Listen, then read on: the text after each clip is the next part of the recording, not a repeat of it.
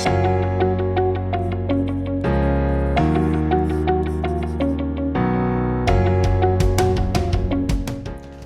this is Wayne Zell, and welcome to Blueprint for Wealth, your video cast that helps clients and you realize your personal dreams of wealth and freedom.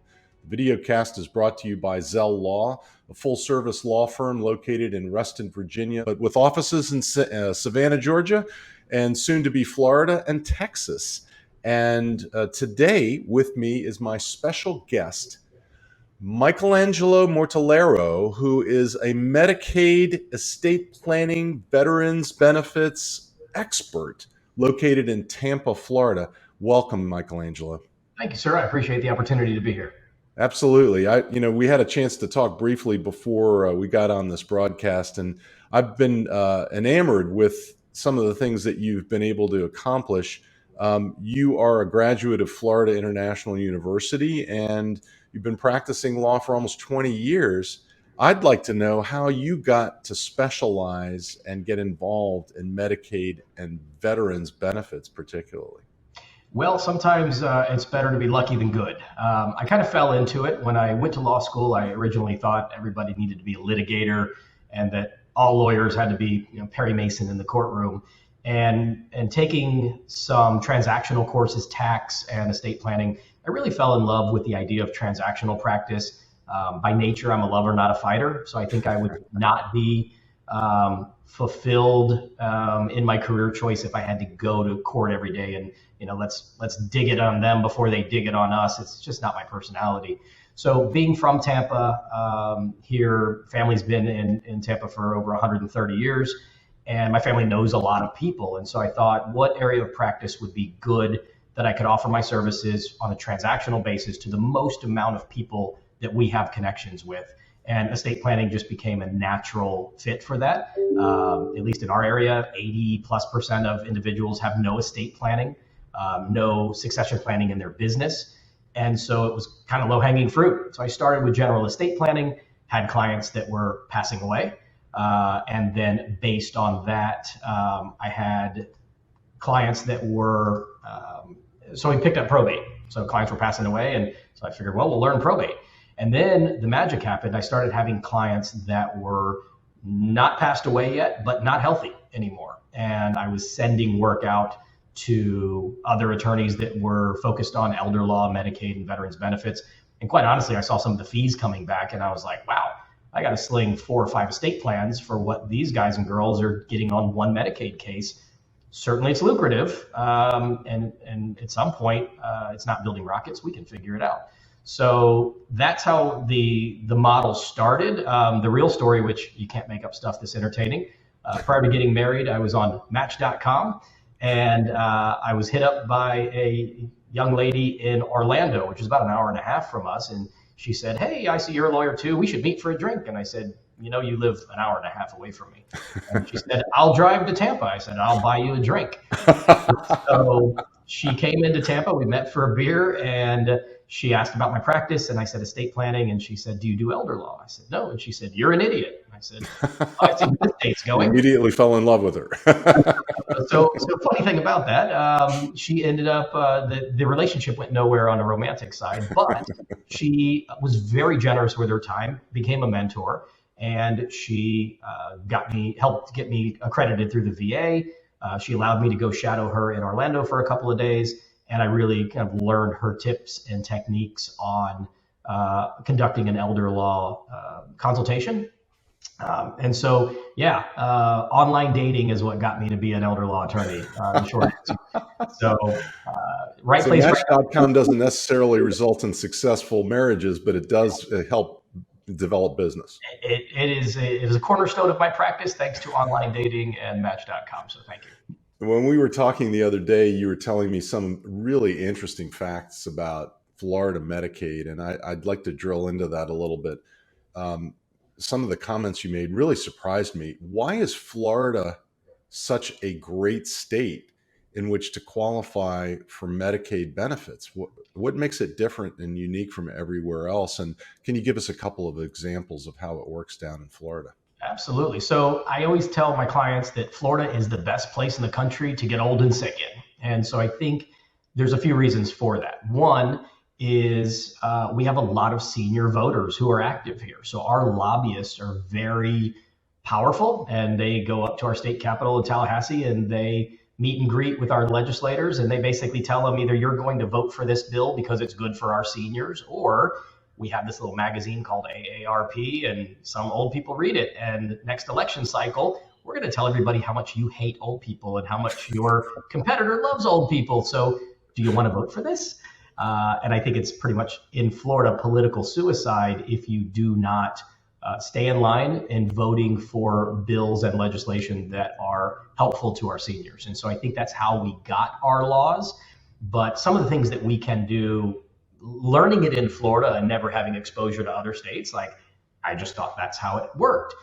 And going to national conferences and talking with other elder law attorneys and other clients now that have come in from other states that have had experience with their Medicaid systems, I really have found why Florida is such a gem when it comes to this practice area. Why? So some of the ideas, go ahead. Go ahead. Why is it so generous? Why is it so different? So What makes it different? I'll give you a couple of examples. I always pick on New York. I love New York. It's a fun place, but they are one of the most stringent states in the country for getting Medicaid benefits. Right. So in a state like New York, you better go see an elder law attorney, preferably in your early 60s while you're still healthy. And you better set up some irrevocable trust planning so that you can run the clock on that Medicaid 5-year look back period. Because in New York, if you haven't started planning 5 years before your catastrophic health event that requires you to have in-home care, assisted living, memory care, skilled nursing, you are going to be required most likely to spend down some or all of your assets to below $2,000 before New York Medicaid will kick in. So the idea is that— And by the way, we have the same law in Virginia. It works exactly the same way.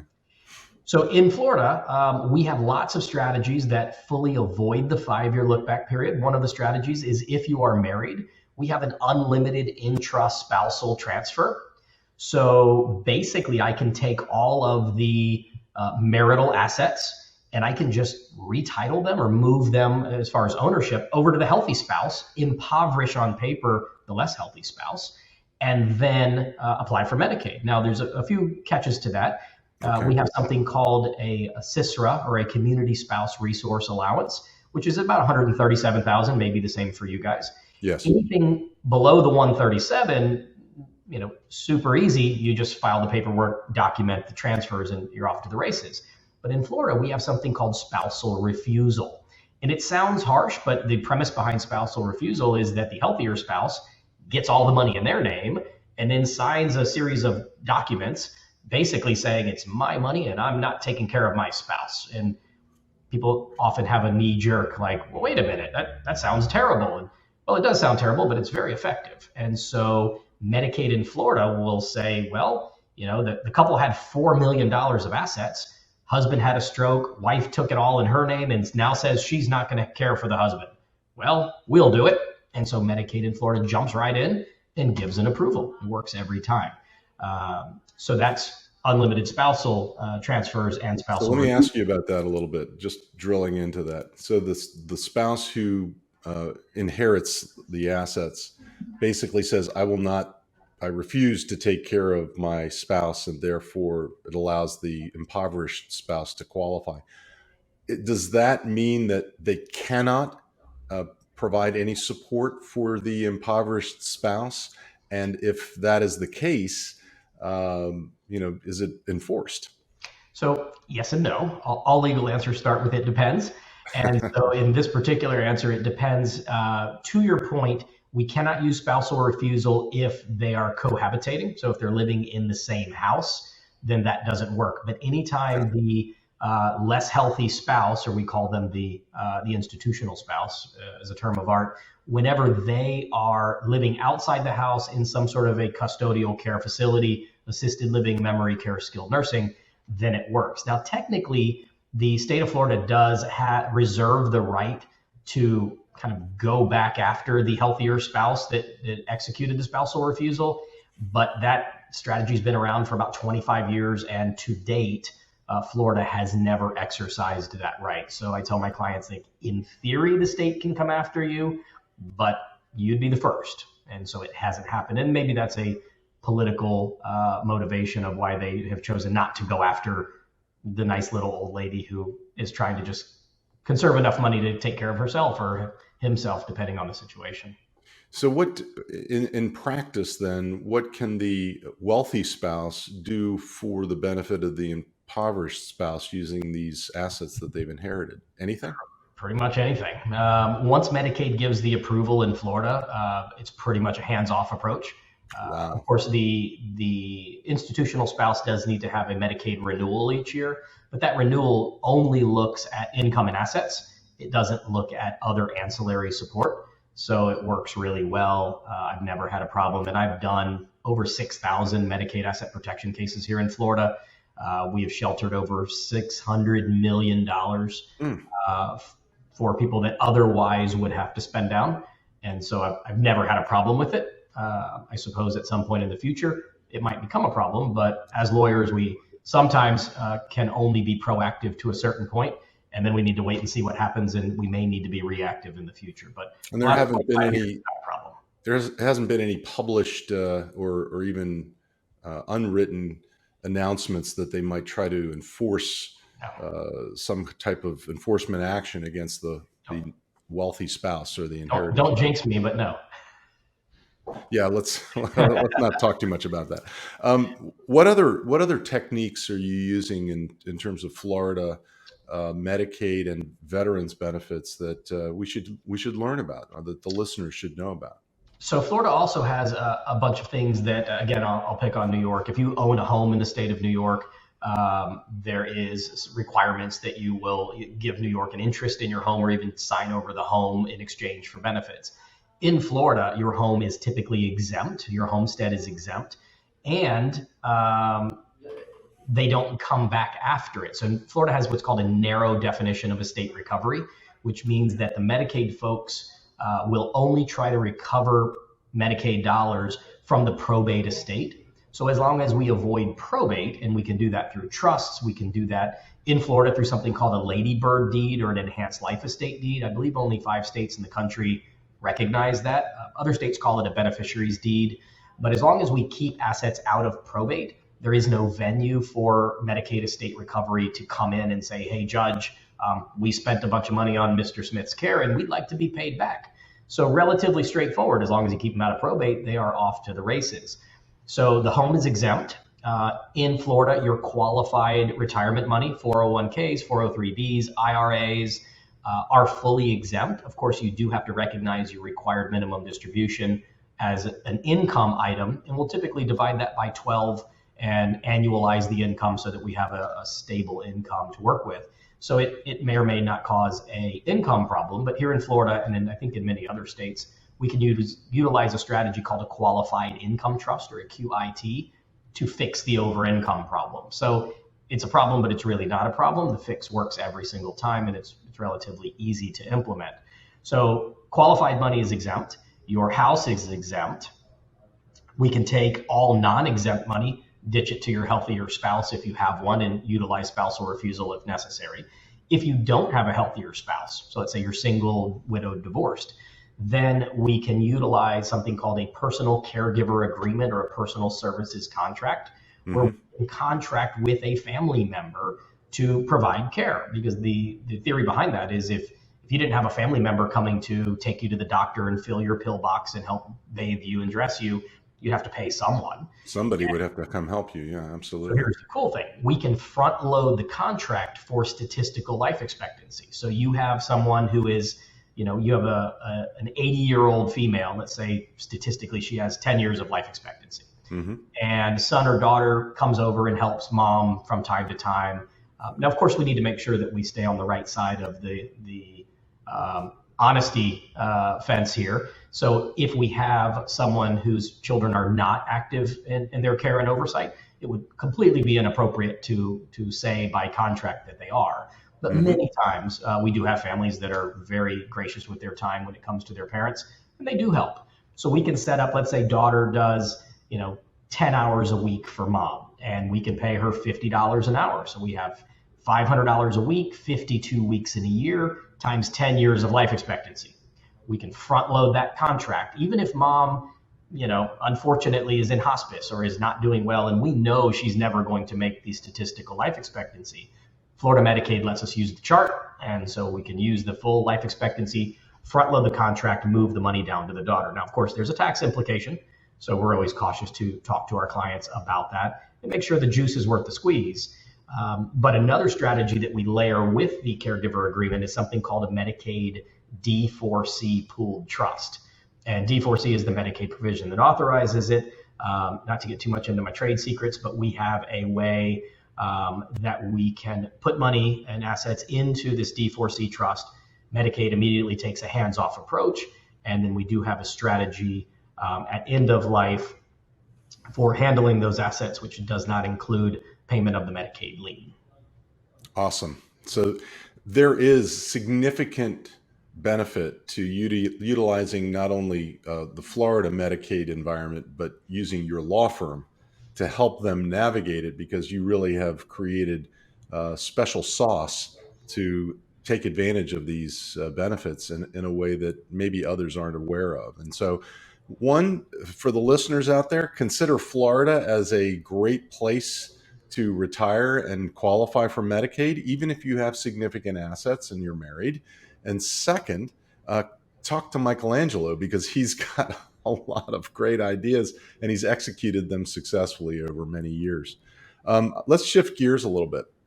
I know you also have a firm called Fortress Asset Protection. What does that company do, and how do clients avail themselves of that? Sure. So Fortress Asset Protection is kind of a spin-off of the asset protection that we already do on a daily basis for veterans and Medicaid benefits. And the idea is restructuring assets in a way that allow you to get public benefits that otherwise you'd be denied based on the means test or income and asset analysis. And so we started thinking about, and I started looking at asset protection in general from the estate planning perspective. So what happens if you get sued? What's nailed down, what's not? As many people know, sometimes thanks to the O.J. Simpson debacle, is that Florida has very strong homestead protection. So in Florida, if you get sued, the creditor, the plaintiff, cannot put a lien against your house, and they can't foreclose on your house unless they are your bank, the mortgage company, homeowners association, or property taxes. Those are the only three that will make you go live under a bridge if you don't pay them. Everybody else, they can put a personal judgment against you, but they can't touch your house. Also in Florida, qualified retirement money, annuities, cash value of life insurance policies, Social Security and pensions are also exempt from garnishment. So really it's your non-qualified cash and investments. And so there's a number of strategies. One of the easiest ones is called, if you're married, is called TBE, or tenants by the entireties. We can set up a TBE account totally free at your financial institution in most cases. And the TBE works in that if either of the spouses get sued and get a personal judgment, the creditor can attack TBE money. Now, that's helpful unless husband and wife get sued together, in which case the TBE is not so great. But we started thinking and talking and implementing strategies for clients for personal asset protection. And we're dealing with in-state Florida irrevocable trusts. We can use Nevada, has a great DAPT, or domestic asset protection strategy statute that we can use. And we can also do offshore for people that really want to get creative and get their money outside of the U.S. jurisdiction. So we started doing that for high net worth individuals. And then I met a great guy, Jason Sampson, who's my partner in Fortress, and he has done business law and business litigation for over 20 years. And all he does is represent businesses. And we had lunch one day, and I said, hey, how many of your business owners have their business interests coordinated with their estate plan? And he looked at me and said, none. And I said, like none, like not a lot? And he said, no, none, like none. And I said, opportunity. And so from that moment, I think within 24 hours, he started referring me business and I started referring him business. And we had so much referral business that at some point we sat down over a cigar and a bourbon and said, why don't we just open a company that's dedicated to business owners, real property investors, high net worth individuals that haven't planned. And so now we do customized seminars for physicians, for dentists, for the trades, and we identify areas of risk. And we also bring in insurance partners. So we want to make sure you're properly insured. And even if you're not properly insured, that we can nail down all of your assets that would otherwise be subject to creditor claims. And 83% of business owners have no estate plan. So it's really low-hanging fruit for us that we can get in, educate them, and not only pick up the asset protection strategies in Fortress, but also pick up the general estate plan. From there, we also do downstream asset protection, where we can make it more difficult if your beneficiaries, after you're gone, your children, grandchildren ever get sued or divorced. We can keep money in trust and make it less likely that it would be going bye-bye to future ex-spouses or creditors. We can also do inherited IRA trusts, where if you have the spendthrift child that would normally take the lump sum of your $1 million IRA, we can force them into a more reasonable and more tax-effective distribution. From there, we can also turn it into special needs trusts, discretionary trusts, minors trusts. So we call them modules. And so we start off with our base revocable living trust module, and then I can hang a number of modules off of that, whether it's the downstream asset protection for my current clients, or the inherited qualified money trust. And so that way we are able to dial in the protection plan that's right for clients. For some, they never need anything more than the basic trust package. For some, they want all the modules, whether we do them day one or whether we're in the process of trademarking a term called the path to protection. And the idea behind that is that it doesn't have to be done day one. We can set up milestones where we're going to do your base trust today. In 2 years, we're going to handle the children's asset protection. 2 years from there, we're going to handle the IRA stuff. So it really doesn't stress the budget as much as trying to come in with a $14,000 or $20,000 estate plan day one. We can start off much lower, and over time we can graduate into that path to protection. That's very similar to what we're doing here because of the business and estate planning combination of our practice. But I'm glad to see that others are doing it too, and I think you've been very successful at it. For the lawyers and other professionals who are listening out there, tell me the secret to your success and how what challenges you've had to overcome. Well, early in the practice, I'm very good at positioning value. If I can say that I'm really good at one thing, it's explaining difficult concepts to people in a way that they can understand. And so my close ratio for consultations is usually around 90% of the people I meet with hire me. And that's good. And it also creates some challenges as far as production. So early in my career, I was selling all day, and then I was making the sauce. I was the one doing the drafting. I was the one doing the executions of the estate plans. And so there's only so much time in the day. So I found myself working from 8 in the morning until 6 or 7 at night. I'd go home. At that time, I had a 6-month-old. And so I'd spend some time with him. And as soon as he went down, I'd come back to the office about 8:30 at night, work until about 3:30 in the morning. By the time I got home, got to bed, it was 4. And then he was up at 5:30. So I was a younger man then, and I did it about 2 to 3 days a week.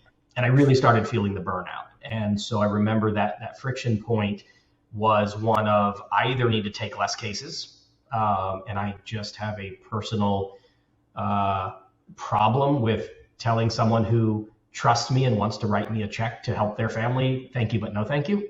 So I have a really hard time turning down people that want to write me checks. So I was burning the midnight oil trying to get it all done. And finally I said, I need help. And so I never forget my first employee, who's still with me to this day, or my first paralegal drafter for my estate plans. And, she wanted a fair rate, what she was asking for. But for me, it seemed like a lot of money because I was such a small shop. It was me and, Right. two assistants.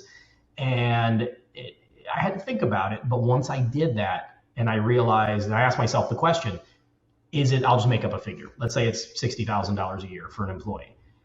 I had to really ask myself the hard question, would I take $60,000 out of my pocket at the end of the year and toss it over the wall in exchange to get my nights and weekends back? And once I looked at it that way, I said, absolutely, every day of the week and twice on Sundays, because I was 35 years old and getting burned out, and it's way too early to get burned out in your profession. So I took that model and I said, yeah, I'll give away X in order to retrieve my nights and weekends with my family. It was the best thing I did. And from there, the light bulb went off. And as soon as I got her busy at capacity, I said, all right, we need another one and another one and another one. And so now I have 28 staff, which is way more than most estate planning. Certainly elder law attorneys in Florida, it's usually one attorney and one or two assistants. That's the Medicaid boutique firm. And one of the things that makes us successful is that we have such a large team that I can tell people as a marketing standpoint, every one of my Medicaid clients, veterans clients, has 4 team members working on your case. You have a lead attorney, senior case manager, junior case manager, and paralegal. And people say, well, you're more expensive than some of your competitors. And I say, absolutely I am. But I have more people working on your mom's case than the other guy has in the entire business. So when Medicaid throws a curveball to one of our clients in process, other firms have to prioritize and figure out who's going to go on the back burner so that we can put out the fire. In my model, we can put out multiple fires multiple times a day, and we have the right staffing. So the blessing is that I don't really have to do a lot of the production. I have trained my staff. They do the drafting. Everything comes to me, obviously, for review before it goes out to the client. But once they've done, 10,000 of them, they're pretty darn good. And there's not a whole lot of, hey, you missed this provision and we need to rewrite this. So I'm always available to my staff, but I really have fashioned myself into, for lack of a cliche, the rainmaker. I bring in the business, I hand it off to my staff. They take it from there, draft it, I review it, they handle the execution, and I'm just there for my clients to answer questions and be a resource. But other than that, I'm bringing in new business. And so, last question. Yeah. What happens if something happens to you, to all those 28 people? So we do have a succession plan. I have 3 attorneys that work in my practice. One who is very young. She was an intern, and she is groomed eventually, if I get hit by the beer truck or retire, to take over the practice. So we do have continuity built in. So the upside is we have a lot of staff. The downside is we have a lot of overhead, and that overhead causes some sleepless nights at times. So don't think it's all clouds and rainbows. But overall, it really works. At least it works for us. Yeah. There's a sign right over your head that has the lead on it that says entrepreneur. And I define you as the ultimate entrepreneur, because you've done it from the beginning and you've set it up so that if something does happen to you, the beer truck, the milk truck, or what, there is no milk truck anymore. But if something runs you over and you can't be there any longer, you've got it set up so that there's a good business succession plan. So these people can continue working for you and families can continue to be served. And I applaud you for that. Congratulations. I appreciate it. What you may not be able to read under entrepreneur, it says a person willing to work 100 hours a week for themselves to avoid working 40 hours a week for someone else. For somebody else. Well, that's, I'm going to include that quote in my book. I think that's great. And thank you so much for being a special guest on Blueprint for Wealth. We always offer free consultations. So if anybody's interested or just has any questions, I'm always a resource. My staff is a resource. We don't charge for questions because we feel if we properly educate the public, enough of them will see a value in our services that they'll want to retain us. So my model is not charged for everybody who has a question or an email. What's your website? www.mortellarolaw.com. That's MORTELLARO. And you can find us at fortressassetprotection.com. Awesome. Thanks for being a special guest on Blueprint for Wealth, Michaelangelo. I appreciate the opportunity. Thank you, sir. All right. And everybody, I hope you got a lot of good information about that. And if you're planning on moving to Florida, you better talk to this guy about Medicaid planning or veterans planning or estate planning, because he truly is an expert in that area. Thanks for listening to Blueprint for Wealth, and we'll see you next time for a special guest and a special topic. Have a great week. Today, we're going to have a special topic on spousal lifetime access trusts. Let's get to it. But before we do, let me remind you that Blueprint for Wealth is brought to you by Zell Law, an estate, business, tax, and fiduciary planning law firm located in Reston, Virginia, and Savannah, Georgia, with clients all across the United States. If you'd like to know more about us, visit us on the web at zelllaw.com. So let's get to it and talk about spousal lifetime access trusts. We've been getting a lot of requests for the spousal lifetime access trust. People want to know what it is and why they've been hearing so much about it over the last several months. In fact, we've been using spousal access trusts for decades to basically set up a trust for the benefit of a spouse and other beneficiaries, kids, grandkids, friends, family, whoever, that can benefit from a gift to an irrevocable trust. It's an irrevocable trust that one spouse creates for another trust, another spouse. The spouse beneficiary can be the trustee, and if they are, we have to limit their distribution authority over trust assets to an ascertainable standard, often known as health, education, maintenance, and support. The spouse beneficiary is not allowed to contribute assets themselves to the trust because it would treat it as a self-settled spendthrift trust and may not be recognized for creditor protection purposes. We can also set it up so that the grantor, the creator of the trust, is entitled to be reimbursed for any income taxes that they pay on behalf of the trust. Under a revenue ruling that came out in 2004, the grantor pays the tax for the benefit of the trust and the trust beneficiaries. It's a grantor trust. It's ignored for income tax purposes. And under that revenue ruling, the grantor's payment of the tax is not treated as an additional gift to the trust. What's better than that? In addition, we can set it up so that an independent trustee or a trust protector can reimburse the grantor for taxes that the grantor has to pay for the benefit of the trust beneficiaries. None of these rights will cause the trust to be included in the grantor's estate for estate tax purposes. In some ways, this is known as an intentionally defective grantor trust. It's defective for income tax purposes because it's ignored, but it's highly effective for estate tax purposes. The grantor is not allowed to be a beneficiary of the trust, but you can structure these trusts in a way that the spouse beneficiary may, and I emphasize may, be able to have a power of appointment to be able to direct the assets at the spouse beneficiary's death back to the grantor without tainting the trust for estate tax purposes. You've got to be careful on this because we don't want it to be inadvertently included in the grantor's estate for estate tax purposes. Depending on state law, like I said, the grantor can get access to these assets. But the grantor also has the power to borrow from the trust if it's structured properly. You can even set up a SLAT, a Spousal Lifetime Access Trust, for each spouse. But there's two things you need to be careful of. One is we don't want to set them up too close in time because the IRS doesn't like the arrangement where you're just doing trusts that are basically reciprocal in nature and setting them up exactly at the same time with similar assets. They might collapse the arrangement under the so-called step transaction doctrine. There's another doctrine that the IRS has power to invoke.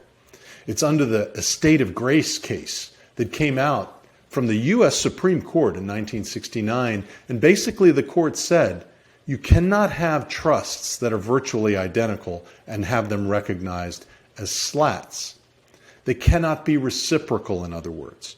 And so we need to create non-reciprocal trusts. How do we do that? There are lots of ways that are identified on this slide. We would fund the trust with different assets on different dates, preferably separated in time by tax years and even by months, not days or weeks. We can give the spouse, one spouse can have what's called a testamentary limited power of appointment to appoint the assets to anybody else that both spouses agree upon.